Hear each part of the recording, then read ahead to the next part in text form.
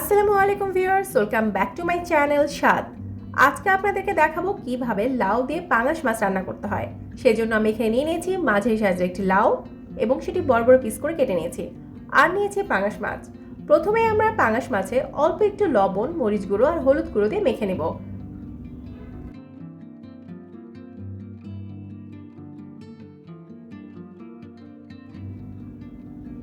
আমরা মাছ ভাজার জন্য এখানে নিয়ে নিলাম 1/4 কাপ তেল। পাঙাশ মাছ কিন্তু খুব বেশি ভাজার দরকার নেই।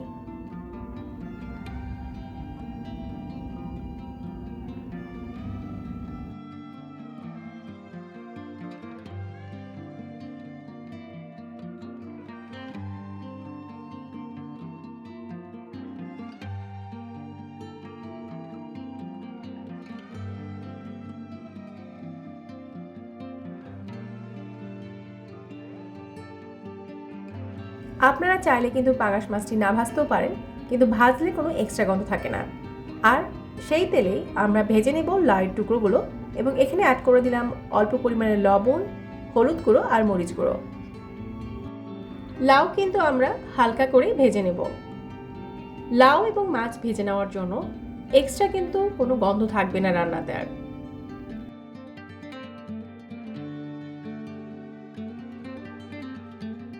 লাউটি ভাজা হয়ে গেছে, আমরা এখন সেই তেলেই দিয়ে দিব মশলা। আমাদের কিন্তু এক্সট্রা কোনো তেল আর লাগছে না। এখানে অ্যাড করে দিলাম 3 টেবিল স্পুন পেঁয়াজ বাটা, আর দিচ্ছি 2 টেবিল স্পুন রসুন বাটা।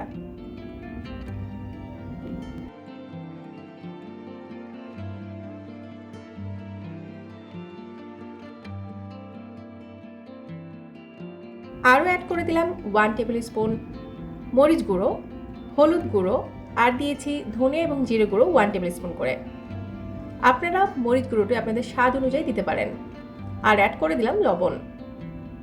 ভালো মতো মশলাগুলোকে আমরা ভেজে নেব। আর অবশ্যই মশলা ভাজার সময় অল্প অল্প পানি দিয়ে মশলাটি ভাজবেন, তাহলে পুড়ে যাওয়ার কোনো সম্ভাবনাই থাকে না, আর মশলার টেক্সচারটাও ঠিক থাকে।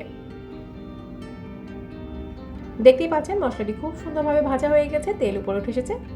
আমরা এখানে এখন দিয়ে দিব আমাদের যে লাউ ভেজে রেখেছি আমরা সেগুলো।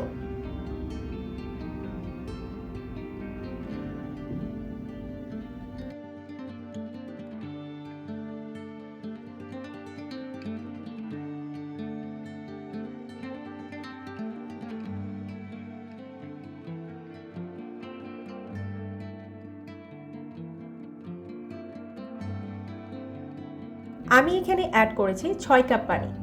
আপনারা কতটুকু ঝোল প্রয়োজন সেই হিসেবে পানিটি দেবেন, এবং প্রত্যেকটি লাউ কিন্তু একই সময় সেদ্ধ হয় না, তো পানিটি সেই হিসাবে কম বা বেশি হতে পারে। আমি কিন্তু এখানে আর কোনো পানি ব্যবহার করব না। এখন আমরা অপেক্ষা করব লাউটি সেদ্ধ হওয়া পর্যন্ত। অ্যাটলিস্ট লাউটি যখন 80% সেদ্ধ হয়ে যাবে তখন আমরা এখানে মাছ অ্যাড করে দেব।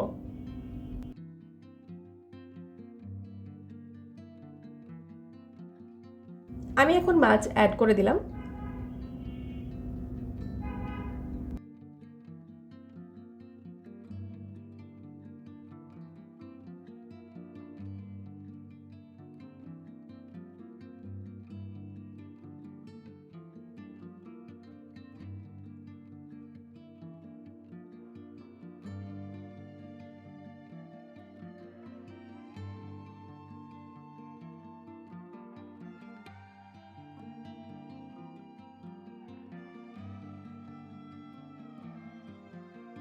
মাছ অ্যাড করার পর আমি এখানে আরও 15 মিনিট রান্না করে নিয়েছি, এবং দেখতে পাচ্ছেন লাউ কিন্তু খুব ভালো মতো সেদ্ধ হয়ে গেছে। এই টাইমটাতেই চেক করে নেবেন লাউ ঠিক মতো সেদ্ধ হয়েছে কিনা এবং লবণ ঠিক আছে কিনা। এখন আমি এখানে অ্যাড করে দিলাম কাঁচামরিচ। এটা অপশনাল। কাঁচামরিচ অ্যাড করার পর চুলোর জালটি একদম লো ফ্লেমে রেখেছি এবং ঢেকে রেখেছিলাম 5 মিনিট। এতে তরকারির তেলটি খুব সুন্দরভাবে ওপরে ভেসে উঠবে।